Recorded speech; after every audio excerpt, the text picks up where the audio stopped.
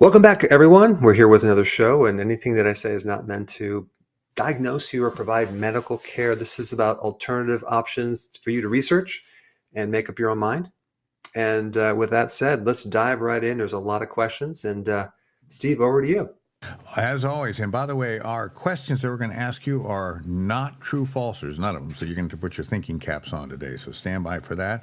Let's go to CTL70 from Rumble. How much of a benefit is there to fasting for 20 hours before hitting the dry sauna, steam room, or hot tub? Is one of those options better than the other, optimizing my fast? All of them are great. First of all, love that you're fasting that long. Right now, I'm fasting. I'm doing one meal a day, probably through the winter because it's too cold out to do what I normally do. So, so I'm basically fasting about 23 hours. So you're fasting in the 20s. That's great. So if we want to just then add additional things to compound that, that's awesome. Probably out of all those things, the most potent is the most uncomfortable, which is the cold bath or the cold shower, which is really great to do in the wintertime. That will probably produce the most change in your brain, in your immune system, but also a sauna or a hot shower or even a jacuzzi would be beneficial as well. All right, well, that's great. It sounds like you're on the right track, CTL. Let's go to Kathy from YouTube.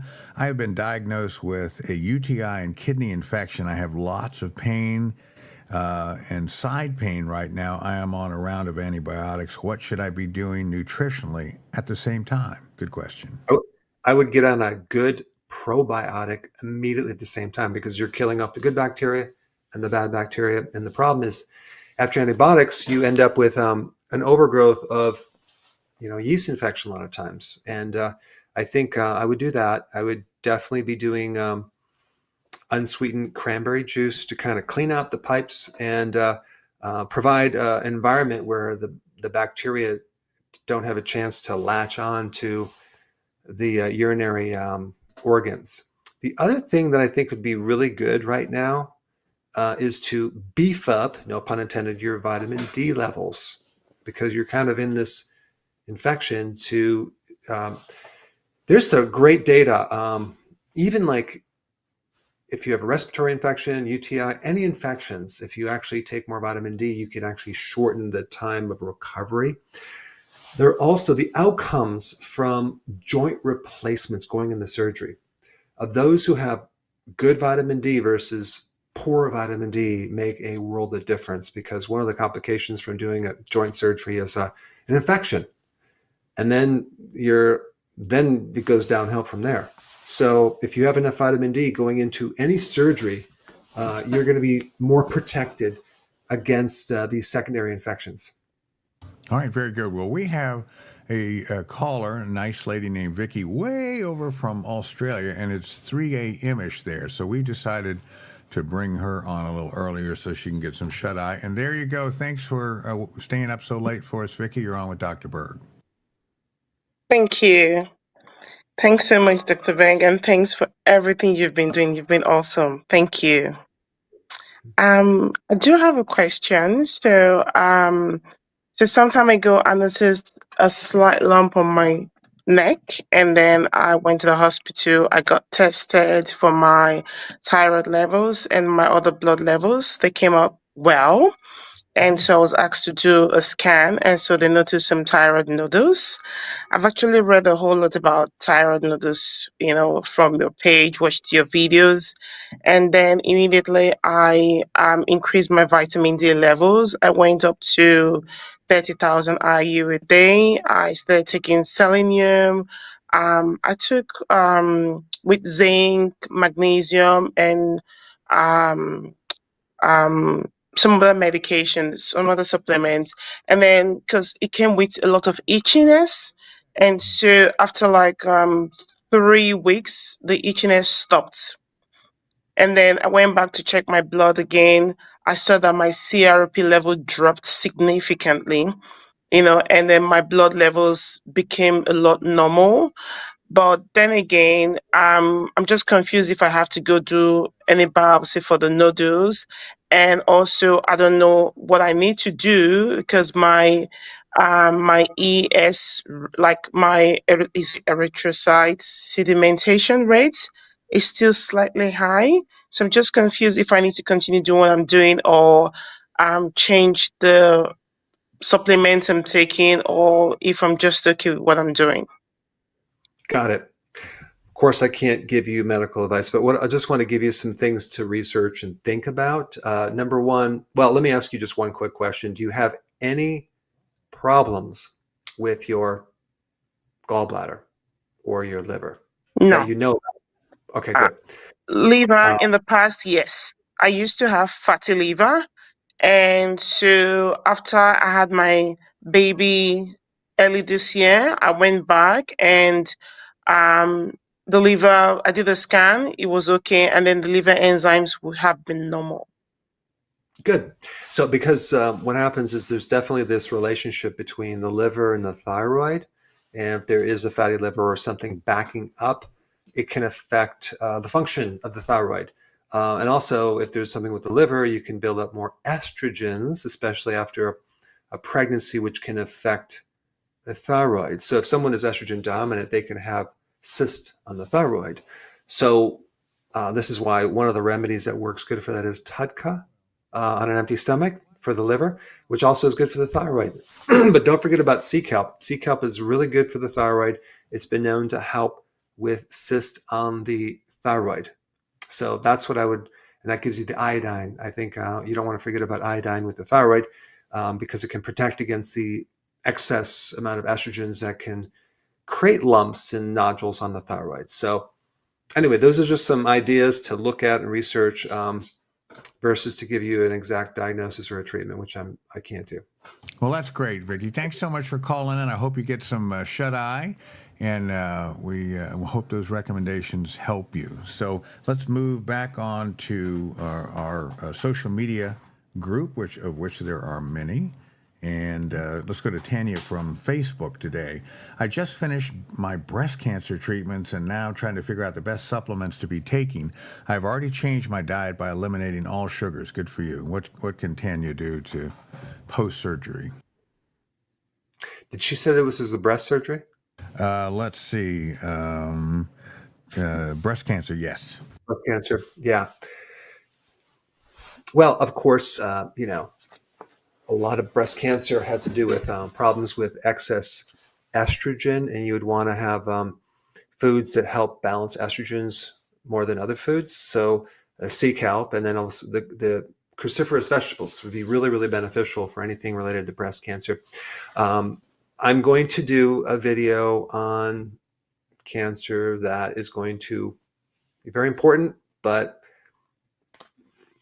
there's some data, here's the thing. Yes, it's absolutely true that you need to cut down sugar for cancer. Why? Because cancer definitely hogs a lot of the sugar.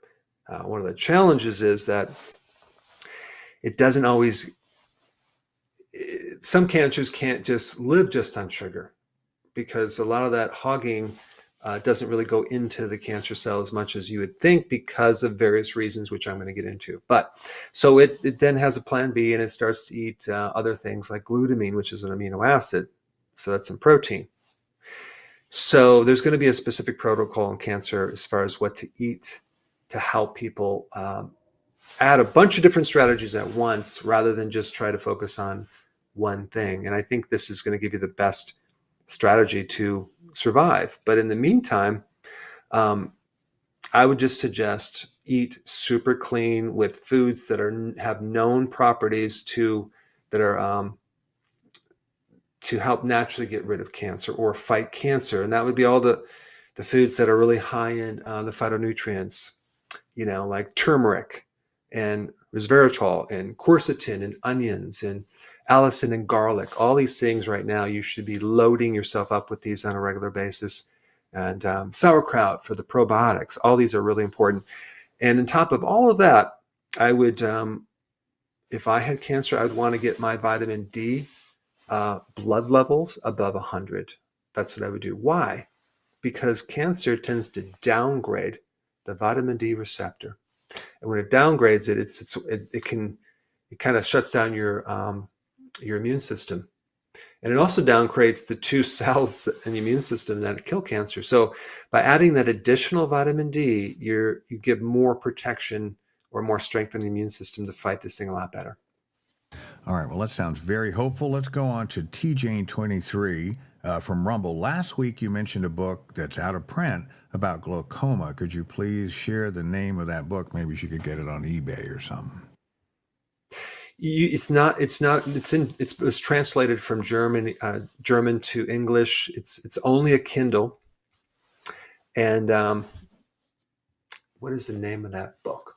The name of that book is something I can't remember, but I tell you what, when we're done with this presentation, I will find it and I'll put it in the description. I'll link to it. It's really hard to find on Kindle, but it's a German doctor who uses high doses of vitamin D3 for glaucoma and many other eye-related issues. And he gets great success, which is fascinating because not only does vitamin D help with autoimmune, but it works on a lot of other things as well. So, and that's a really good book to read. So I will include that down below when I'm done here. All right, very good. Stand by for that. Jody from Facebook, what are your thoughts about the good old carnivore diet? I think it's great. I think it's great, especially if you have gut issues, any type of inflammatory issue. You need to heal it. And because the body's now sensitive to even plants and plant fibers and plant chemicals, some people ask, well, why haven't you switched over to carnivore? Well, my eating plan that I recommend has been working for a lot of people, including myself. So why would I want to switch? I think it's an individual thing. If it works for you, great. The whole thing is like, I don't even want to be so set in that everyone needs this one specific diet. I think certain people can handle a variety of foods, especially if they're more metabolically healthy. So I think it's an individual thing that you should figure out yourself based on testing out things, researching your own information, and as well as information that I give you. All right, very good. Let's see. How about Gabby from YouTube? What is the best thing I can do for gastritis, SIBO, and a leaky gut? That sounds like the triad of agony. Plus, I have low levels of pancreatic enzymes. Yeah, I think that would be a perfect example of going on carnivore because your system needs, and intermittent fasting, so your system needs kind of a break because that glutamine helps to heal the digestive tract. Now, there is a remedy. It's called zinc carnosine. That's really good for gastritis, inflammation in your gut, and also getting on the right probiotic, I think, can help you as well. So these are all things, because I think the problem is if you want to acidify the stomach, you can't with gastritis because it's already too acid.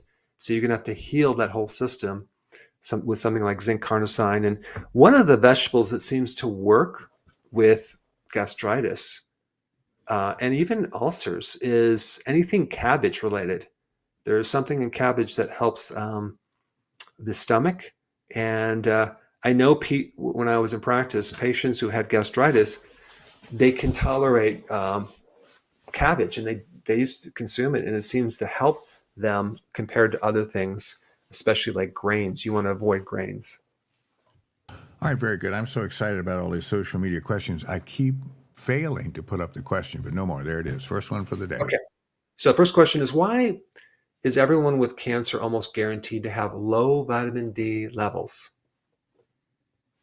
Climb on that. Back to social media. Let's see. Dr. Neo5 from YouTube. Are you going to bring back your lumbar support product to the store? You know, I had this this low back support made for myself. Basically, I bought a foam roller, a big one, like it was this big around, and I cut it in half. And I used that in my car, and it was great. And then I said, well, you know, I'll just have one made and sell it. And I did that for many years. But then I said, you know, you really could just go to the store and get one and just cut it in half. So I decided, you know what, I don't need to make my own product. You can get it easily anywhere. So no, I'm not going to bring that back. I'm sorry. All right. Okay. So, listen, let's wish everybody a good day of good health, in this sort of holiday seasons for many people in the world. To all of our viewers joining us for the last show of the year for the UK, Canada, Mexico, Poland, Jordan, Spain, Singapore, Albania, Lapland, Finland, I guess that's where that is. South Africa, India, New Zealand, Ghana, Greece, Iran, Norway, the Dominican Republic, Belgium, American Samoa. I don't think we've ever heard from them. The Virgin Islands, the Philippines, Germany, Eritrea, Bermuda, Chile, France, Australia, the Netherlands, Jamaica, Italy, Bolivia, Czech Republic, Ukraine, Botswana, Hong Kong, Estonia, Trinidad and Tobago, Brunei, Albania, Saudi Arabia, El Salvador, Turkey, Sweden, Taiwan, Denmark, Uganda, Serbia, Austria, Qatar, Guatemala, Japan, Malta, Ireland, Pakistan, Thailand, Syria, Peru. I think this is a record. Indonesia, Brazil, Jakarta, Colombia, Kenya, Switzerland, Scotland, and all over these United States. So everybody, thanks so much for joining in the worldwide quest for better health hosted by Dr. Berg. Let's move on to another question. Nick from Rumble, what are the best supplements for chronic Epstein-Barr virus? This is a virus that a lot of people have if they had mono in high school. And it tends to go in and out of remission depending on stress. So stress will bring it out and then it goes back in remission, but it doesn't bring it out as a full-blown infection. It brings it out as kind of chronic fatigue syndrome.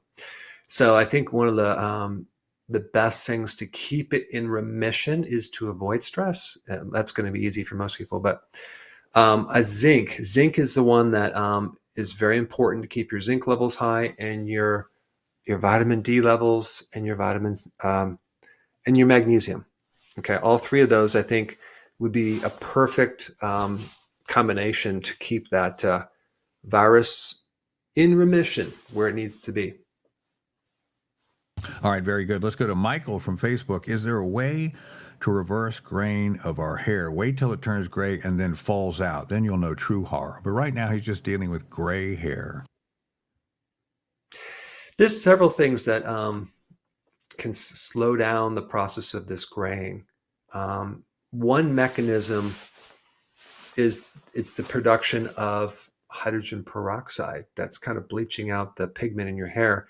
And there's an enzyme called catalase, which it's an antioxidant type compound that helps to break down and get rid of excess amount of hydrogen peroxide. And this is also related to just overall stress levels and things like that. So, I mean,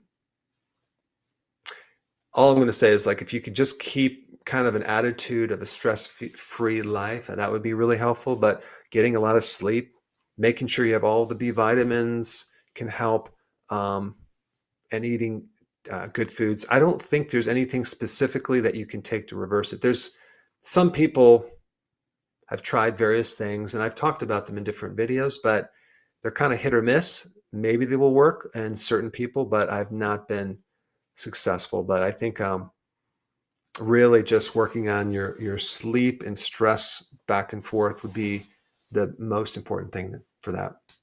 Okay, very good. I think Yvonne speaks for many of us when she asks, YouTube December eating has been difficult. I gained weight and I am ready to begin eating healthy. Please share your recommendations to start off right and stay consistent. Thanks, and I'm adding in the new year.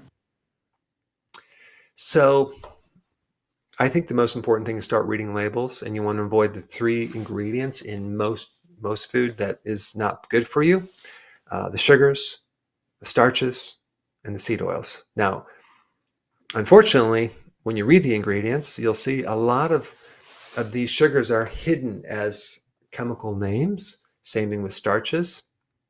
And so you have a couple choices. You can bring a long piece of paper that has all 200 names on it and pull it out and scan this long piece of paper every time you buy something. Or you can download Dr. Berg's app, which is going to be released in the first of the year, that you'll be able to scan. It's basically a junk food meter that you scan the barcode and it'll pull in the information and tell you, interpret all this data to just show you in a visual way how much sugar, how much starch, and how much seed oil that you're consuming. So you can then avoid it, but I'm going to be releasing videos on this, but I think that would be a good first start for you. The most, the most important thing so someone can stick with a program is to figure out how to suppress hunger and cravings, right? And so to do that, you have to start getting rid of these foods that manipulate your brain and they trick your brain, and that's all the junk food. So getting rid of that, fasting, start replacing that with really nutrient dense foods. And one of the questions, of course, relates to what you're asking, so I'm going to wait on that. But I think I have quite a few videos on this topic. So I think if you want to get a good one, I would watch the most recent video that I did on plateau. And that'll give you some super good advice to get results immediately.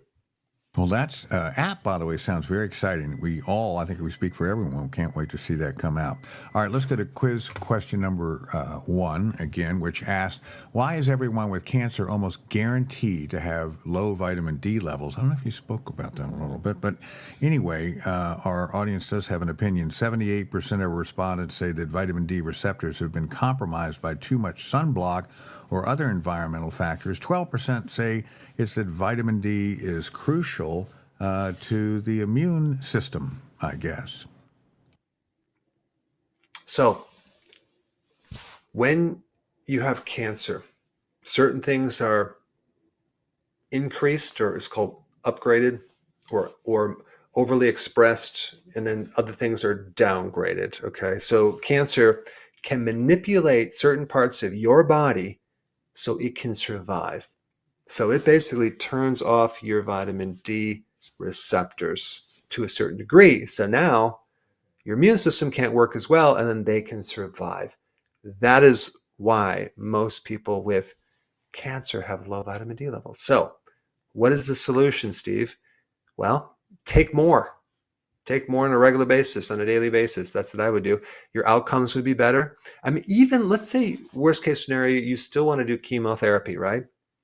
Well, look at the information or the data or the research related to those people who have enough vitamin D going in the chemotherapy versus those that are not taking vitamin D going in the chemotherapy. The outcome is going to be a lot better with vitamin D.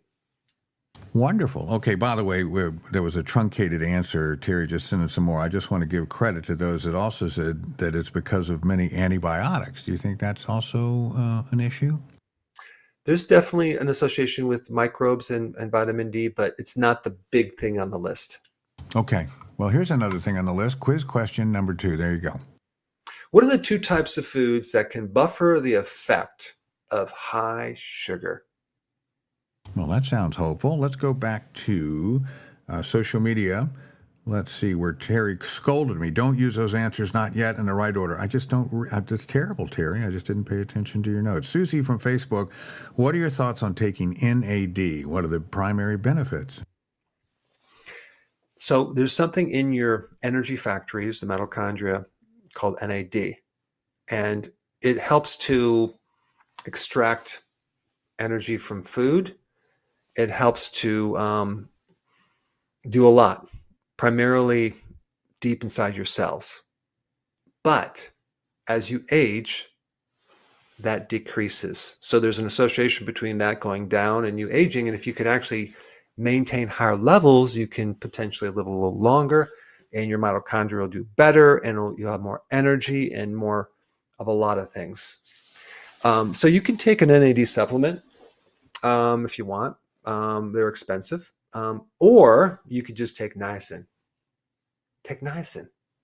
It's less expensive and it'll do the same thing in a little bit higher amounts. So if you took it 500 milligrams, now you're going to get a flush.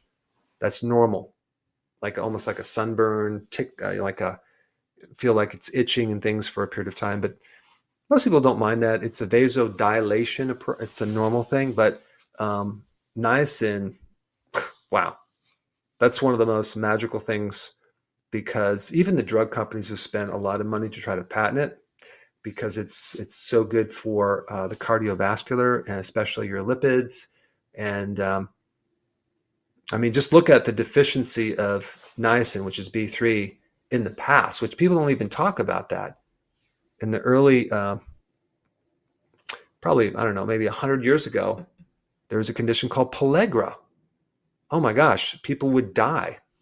They have to get dementia. They have serious skin problems simply because of the lack of vitamin B3 because their diet was too high in refined corn products.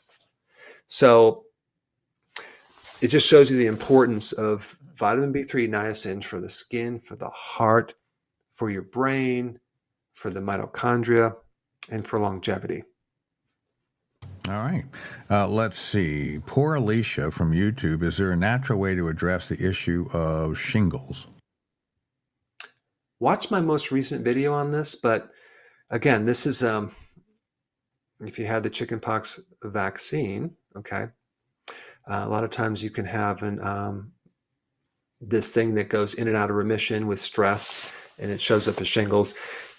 I would definitely beef up the vitamin D for sure, but I actually have some more data on this you can watch in that video. But vitamin D would probably be an important thing, and then try like heck to keep your stress levels as low as possible. All right, very good. Let's see. Quiz question number 2. My goodness, they're on it. Thanks for helping us catch up, audience. And it asks, what are the 2 types of foods that can buffer the effects of high sugar? And 80% of our respondents say it's fat and fiber-rich foods. 15% say it's apple cider vinegar and fiber-rich foods. And 5% say it is protein and, again, fiber-rich foods. Any winners there?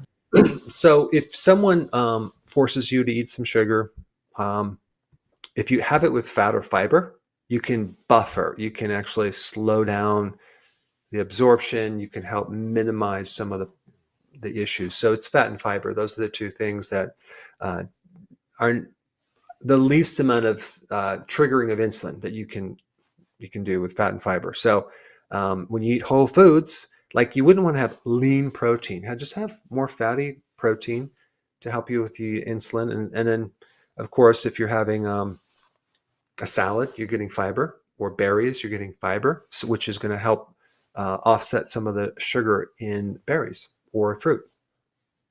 All right, very good. Let's go to IRSQ from Rumble. What's the difference between benfotiamine and allithiamine, if I said that right?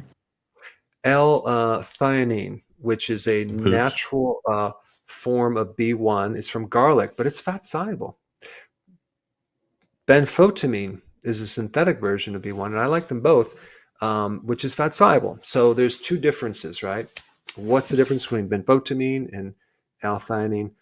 Benfotiamine is primarily for peripheral neuropathy from diabetes or other reasons why you might have peripheral neuropathy, like the bottom of your feet is really burning and things like that. For everything else, I would use the other one, the natural version of vitamin B1. It's called L-thiamine. And that one helps to also, because it's fat soluble, it penetrates into the brain. So it can handle a lot of brain stuff, whereas benfotiamine doesn't. It's more going to affect the peripheral part of the body outside the brain. So think about what B1 will do to your brain. It takes the stress out, makes you feel calm. If you have any type of irritation, boy, you take that, it just calms you right down. It's good for anything related to nerves and brain. So very important. I've done extensive videos on this, so you can watch those to get all the details. Okay, Tina from Facebook, are there any issues related to taking vitamin D and vitamin K supplements at the same time? I'm guessing no. So when people think about vitamin D, they're always talking about vitamin K2, but you have K1, which is all about blood clotting, and then K2 is different. That's about keeping the calcium in the bone and out of the soft tissues. So I don't know which one you're talking about, but I assume it's vitamin K2. And the question is, yes, you want K2 with D3 both together, especially of what those two can do to calcium. So there's a protein that specifically keeps the calcium from building up in the arteries and keeps it into the bones and your teeth. And so you need vitamin K2 to trigger that protein. Okay. But you need vitamin D3 to help make that protein. So both of them are necessary in keeping the calcium out of the arteries. Now, I don't know if I talked about this last week, but calcium can build up in the arteries from not enough vitamin D3. This is way more common than the supposedly toxic effect of vitamin D3 causing hypercalcemia or too much calcium in the blood. So I'm going to do a video on this because it's really important, especially if you are concerned about calcium in the arteries. Stay tuned for that video. All right, very good. And no more staying tuned for quiz question number 3, because here it is. Okay. Which of these is the most satisfying in stopping hunger? Carbs, fats, or protein? All right, audience, I'm going to go climb on that. Channel 4 Lynn from Rumble. I'm postmenopausal and having a hard time falling asleep. Is that a autoneural problem or a hormonal problem? Are there any supplements that could help me? So tell me the beginning part of that question. Sure. I'm postmenopausal and have a hard time falling asleep. Okay. Yeah. I think there's several things I would try to help you fall asleep. Some people need a little bit of L-tryptophan. That seems to be working good for a lot of people. Also, a little sea salt can actually help you sleep better. Even a small doses, but I wouldn't use this until you've tried other things, but like 3 milligrams of melatonin before bed might help you too, because I do know as you age, you lose your melatonin. Now, of course, if you can be in front of a fireplace or a campfire or get sun during the day, which you're going to get infrared, that can help build up your melatonin too. And then also doing a lot of stretches in the evening before bed can help you fall asleep. There's quite a few things that you can do to help yourself fall asleep. This probiotic yogurt type L-reuteri microbe that I've talked about in other videos, you can look that up. It's under like the microbe that can cause depression. If you took that microbe, that can enhance your sleep because it's one of the most potent things to lower cortisol. So it's going to increase the hormone called oxytocin. So that can help you fall asleep as well. But there's a video that I'm going to release. It's a little bit comprehensive that you should watch on this because there's a lot more to sleep than just, taking something to fall asleep. Like we want to find out why you're not falling asleep easily and then correct that. All right, let's see. This is worth talking about again. I think Lou from YouTube. I joined a gym that offers an ice bath, a hot tub, and 3 kinds of sauna, including a red light option. Which of these 3 would be the most beneficial? And should I have an ice bath before or after a workout? It's not going to be that much difference, but I think after would give you a little more repair. Okay. And then plus the exercise will warm you up so you can tolerate that ice bath a little bit better. The infrared sauna will probably be a little bit better because you have the benefit of getting that infrared light, which gives you great benefits, therapeutic benefits from just the light. It's pretty wild, but it works. Very good. Guess what else works? The audience's rapid fire answers to the questions. Number 3, which of these is the most satisfying to stop hunger? Carbs, fat, or protein? And 95% of respondents say it's fat, and 5% say it's protein. So let me explain. Fat takes a while to digest, and yes, it can be fulfilling. Okay, but believe it or not, the protein is a lot quicker as far as causing you to be satisfied, because this is really what the body needs as a priority. So it'll give you sensations of being satisfied quicker and more thoroughly than other macronutrients. So, in fact, a person will keep eating until they have enough protein. Even animals and insects do the same thing. So, protein is probably the most valuable resource that we could have, because we need it for so many different things. Like we need it for our genes, our biochemistry, not to mention the ligaments, tendons, collagen, fascia, muscle. There's a lot of your body that's made out of protein. So that's the most satisfying. Wow, I did not know that. Some from YouTube. I do healthy keto and have had no sugar for 6 months. I only eat sardines, eggs, avocados, cheese, and sometimes walnuts, but I always feel bloated after eating. What should some do?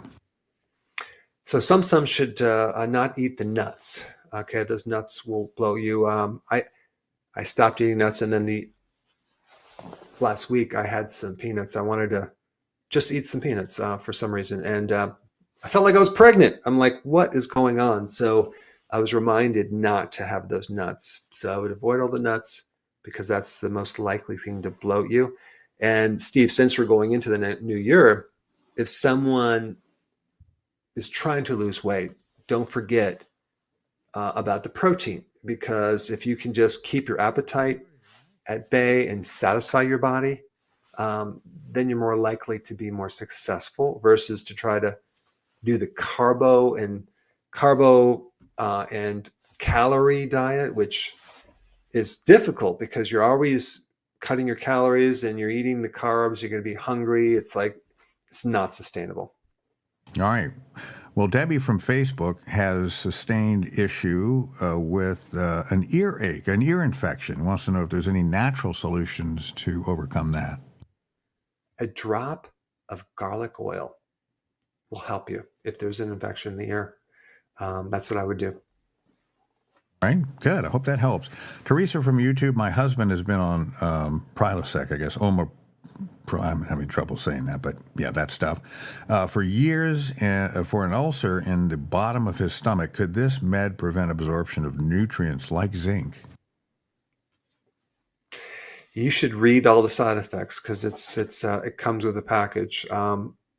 What's happening now is you're removing the acid, right? Of course, makes logical sense. You got an ulcer, you don't want that acid in there, but you have to realize that the purpose of the stomach is to be able to incinerate or microbes and act as a barrier to kill microbes going in. And so when you remove the acid, now all of a sudden we remove the barrier for microbes that can now go into your body from the food that's in the food. Also, to help you absorb minerals and trace minerals, you need that really acid stomach. And also to trigger an enzyme to break down proteins, you need an acid stomach. So what's behind the ulcer is H. pylori. It's a microbe, and that microbe also has a little survival strategy of increasing ammonia, which is very alkaline. So now the pH goes up, more alkaline, and it can survive better. So, and then you're taking Prilosec on top of that. It's not a long-term solution, because now how are we going to digest? Now we get indigestion, bloating, and then the whole thing underneath, like the small intestine, large intestine, it ends up having to work extra hard to try to digest the food that's undigested at the stomach level. So there's a couple things that are really good for H. pylori that can put it back in remission. And that's that L. reuteri microbe that you can cultivate into a culture and take that as a yogurt. There's also zinc carnosine. It's good for ulcers. And then even sulforaphane in broccoli sprouts can help put the H. pylori back in remission. And then you can start to put the acid back in slowly over time. Wow, hope that helps. JWPR from Rumble, could you please research and do a video on giant cell vasculitis? Ever heard of that? Yeah, I just haven't researched because it's not as common. It's kind of a rare thing, but it's something that I'll have to put that on the list to study and look at that. All right. Well, Peggy from YouTube wants to know if intermittent fasting can lead to muscle loss. Well, it could if you're doing it like a prolonged intermittent fast, not intermittent fasting, but prolonged fasting, and you're not replacing some of that protein, it could have some temporary loss. But typically, if you're doing intermittent fasting, you shouldn't lose any muscle mass, especially if your diet has high quality amino acids like red meat or even eggs or fish when you're eating. You should not lose muscle mass from that. And then also another way to preserve muscle is to two things. One is to make sure your growth hormone is good from good and good night's sleep, and then also just to by consuming the protein, um, you should be fine. And then of course, stress can also wear that down as well. But exercise, so important. So you want to stimulate that muscle after menopause. As you continue to get older, you want to keep stimulating the muscle so to preserve it, because it grows with you have to stimulate it to get it to grow. It doesn't just grow with protein. Wow, there you go, Peggy. Okay, PJ from YouTube, how much calcium do you recommend for someone who's on 20,000 IUs of D3? Didn't mention K. I don't recommend any calcium other than the calcium that come in your raw cheese. So yeah, that's what I would do. I don't promote taking calcium. Calcium is like, as we age, we tend to calcify. We have a harder time dealing with calcium, regulating calcium, usually because we're magnesium deficient. But I don't recommend taking calcium with vitamin D. You can just get your calcium from the food you eat, and the vitamin D can help you absorb it a lot more and extract it and help you absorb it into the small intestine. If someone doesn't have enough vitamin D, okay, the body will then pull calcium from the bone. But typically speaking, most people don't need the amount of calcium they're told. Like, you don't need to be taking 1,500 or 1,200 milligram tablets of calcium, especially calcium carbonate. I just recommend getting your calcium from the food, from dairy. All right, so don't do that. But we will do quiz question number 4 for the day. There it is. Which ingredient would be safest to whiten your teeth? All right, audience, climb on that as I know you will. Googly from YouTube, I've heard that vitamin E supplements can contribute to inflammation. Have you come across any of this in your research? There's some data that shows that synthetic vitamin E can increase your, inflammation, other problems related to even cancer. This is why I never recommend taking an isolated antioxidant, whether it's beta carotene, vitamin E, as a supplement. I don't recommend that. I recommend you get that from your diet, so you get many different groups of antioxidants and not just one individual fractionated synthetic antioxidant. And that includes vitamin E. Get the natural version, and I promise that's not going to cause inflammation at all. Okay, here's an interesting question. Dahlbreck from Rumble. My husband travels quite frequently for the last 25 years. What supplements should he take to protect his immune system? He does take a probiotic. What else should he be on? He should be on vitamin D on a regular basis, especially if he travels, for a couple reasons. Number one, you're going to get more radiation higher up in the plane, but also jet lag and things. You're going to be, vitamin D tends to help support the circadian waves and rhythm and sleep patterns. So that would be very important. And of course, the zinc would be really good too. Zinc, vitamin D, those are the best. Okay, Alay from Rumble. What will combining charcoal with castor oil help us remove? Will it help us remove excess calcium from our iron and bones? Speaking of calcium in our bodies, iron from our bodies. I don't know if that's the best chelator. I do understand what you're trying to do,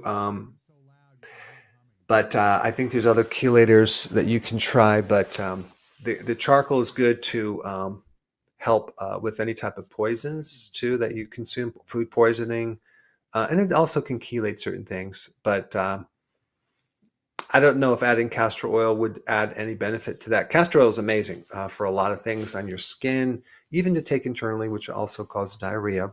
I mean, because it's a laxative if you have too much of it. But I think I would, if you're concerned about iron, one thing that's really important is to avoid any iron, and then also to make sure you have copper. Copper is involved in all the enzymes to transport iron, to store it effectively in a safe way. And so copper is the answer to excess iron. Okay, here's the winner of a handle for social media. The Man Who Sold the World is his handle from YouTube. I'm 20. I have lost a lot of hair since the age of 15 because of stress. Ouch. Is there any way I can buy your supplements in Turkey? Amazon won't ship them there. Yeah, I would, ashwagandha would be a good thing for stress. And I have a lot of different I have like the cortisol support formula and my B1. All are good for supporting stress.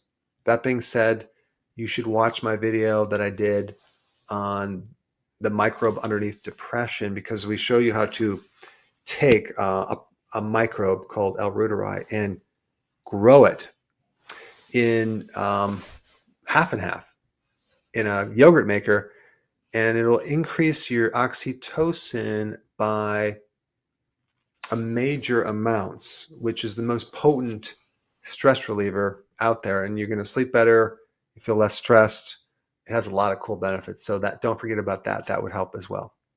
Okay, how about Michelle from YouTube? I've ordered your K2D3 for my mom. Is it okay to take with blood thinners since she has AFib? It depends on what your doctor says, and they have to monitor it, because there is, sometimes doctors don't even want to take anything related to vitamin K1. They don't want you to take vitamin K2. So you want to just check with your doctor on that to see if they can include that, and then monitor the amount of medication that you're taking based on your clotting factors. Okay, good luck with that. And let's go to answering quiz question number 4, which asks, which ingredient would be the safest to whiten your teeth? 72% of our respondents say it's baking soda. That's interesting. 12% say coconut oil. 10% say it's charcoal. Boy, that'd leave your teeth looking good. And 6% say it's coral calcium. So these are all good things that help to scrub the tooth, but the thing that really makes it white is adding a small amount. I'm talking about 3 drops of hydrogen peroxide, but you got to make sure you get the lower concentration, like 3% or less hydrogen peroxide, and you put that in just about maybe a teaspoon of baking soda, and then with 3 drops of water. Mix it all up, brush your teeth 3 times a week. What that's going to do, it's going to gradually, one of the oxygen is going to break off from the hydrogen peroxide and go into your tooth crevice and go right to the stain molecule and break up that bond to get rid of the stain. So it's a really natural, simple way to get rid of the stains. The problem with going to the dentist is that they use a higher concentrated amount of hydrogen peroxide. I think it's like 30 or 40%, which then and then with an LED light or a UV light, now you're going to affect the gums, and it can create irritation on your gums, which from my viewpoint is not a good thing. Okay, well, your warning's good, because I did have a period where I just chugged right out of a bottle of hydrogen peroxide, didn't swallow it, but swished it around my mouth, and 3 or 4 days later, there was an incredible difference in the brightness of my teeth. And then maybe day 4 or 5, I woke up in agony at the night. My teeth hurt. It, I guess, went right through the enamel. Oh, It was bad. okay. Yeah, so that's one of the things when you use higher amounts of hydrogen peroxide. And this is a report from people that go to the dentist when after teeth whitening, their teeth hurt because it's penetrating too deeply and it's creating a sensitivity. So this is why the key word is, safely lower concentrations. Maybe it might not work right away, but it's gradually going to work over time.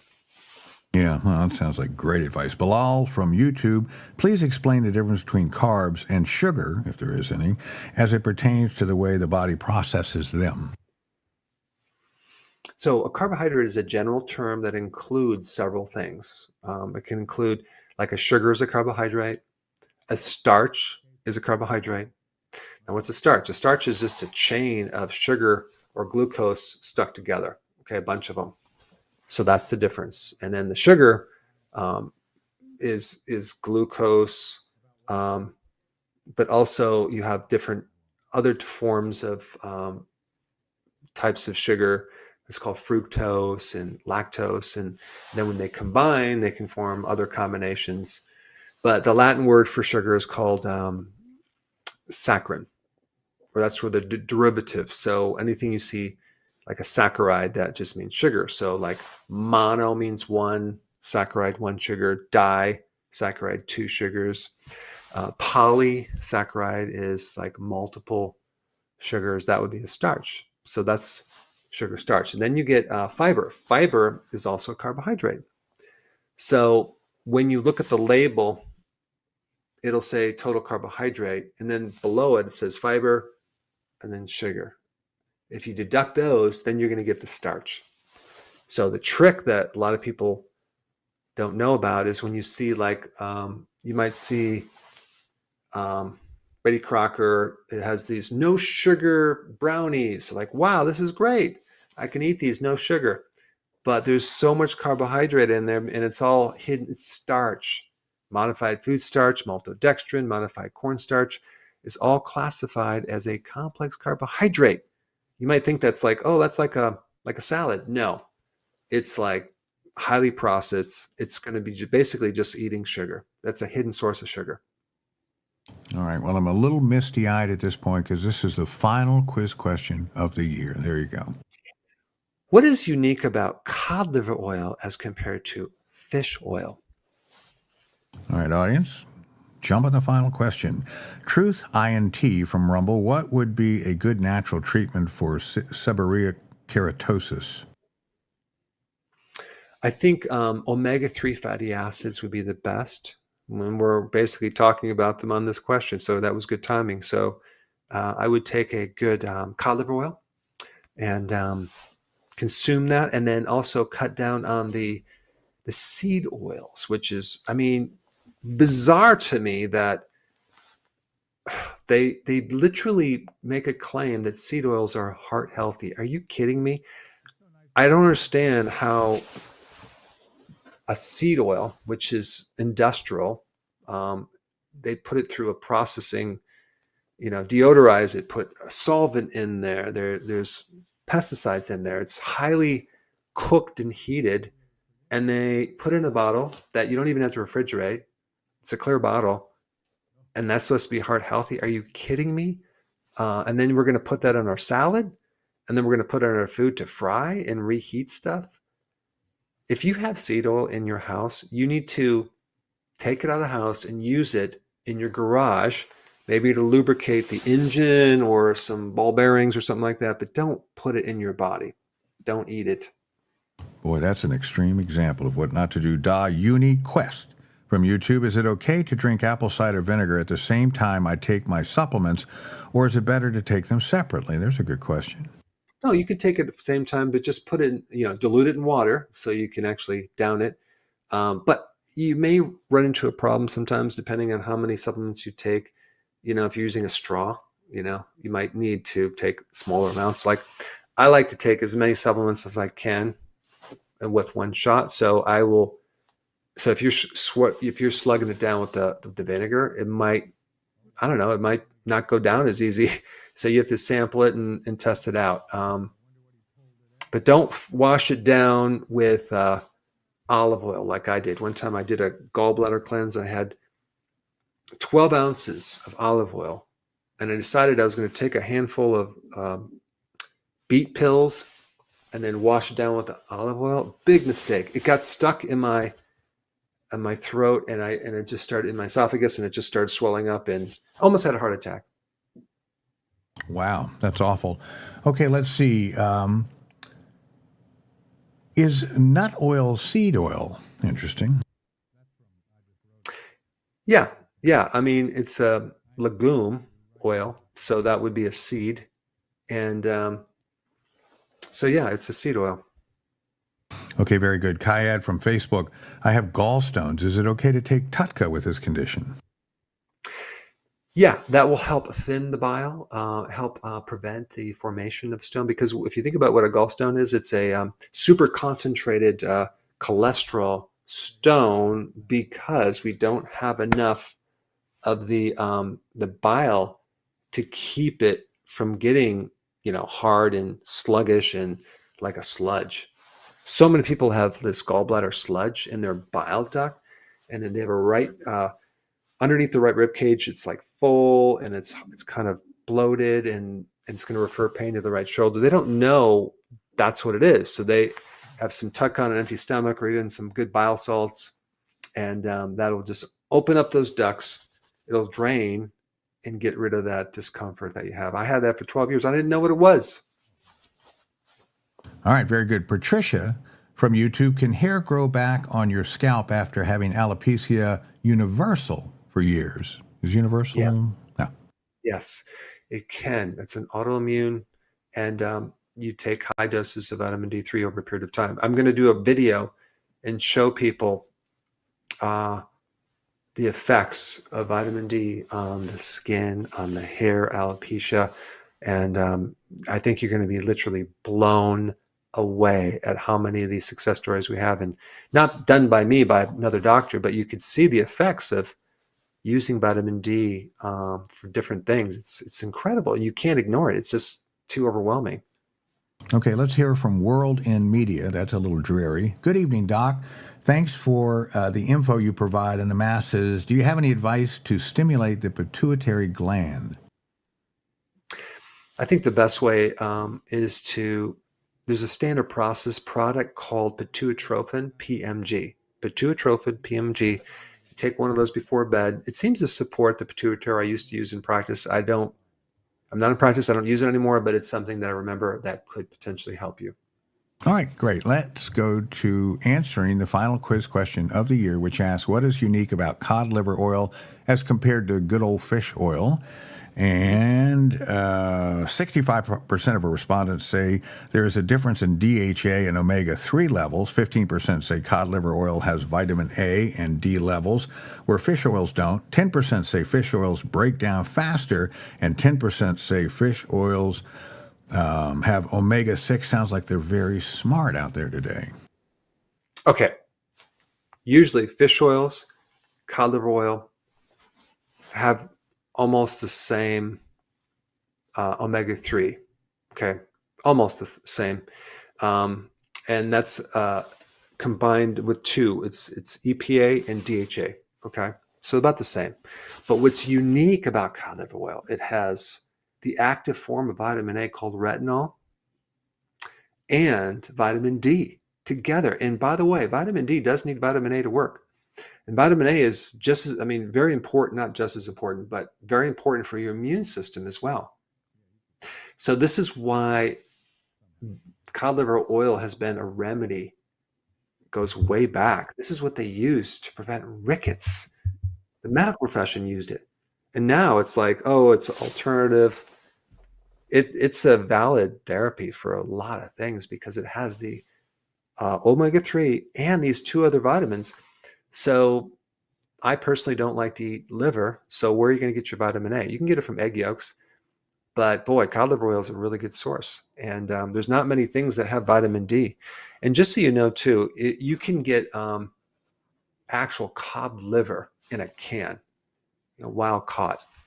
And that basically has the most omega-3 fatty acids.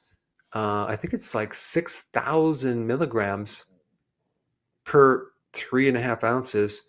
And if you compare that to anything else, nothing else even comes close. Like sardines, I think it's 2,000. But then you have this, cod liver, it's like 6,000. So that's a lot of omega-3. And omega-3 is just so needed by so many people, especially if they have inflammation or they want more help with their brain or their hearts. Okay, well, I don't know if you want to sing a couple bars of Old Lang Syne, but here we are at the end of the last year, at last to show of the year. So going into the new year, because we're not going to see you until next year, I hope you are going to have a wonderful new year, and we're going to have a great year next year. A lot of great things are going to happen, hopefully, in the area of health and more natural health and better strategies with health. We'll see what happens. Of course, I never like to put all my eggs in that one basket, but I think it's going to look, it looks bright. It looks good. And so next Friday, we're not going to have a show because I'm going to be in travel to a nice, wonderful, warm place called Wisconsin. So that's where I'm going to be flying from at that point. So I'm not going to do the show next Friday, but the following I will. So have a wonderful holiday, New Year's, and we will see you next year.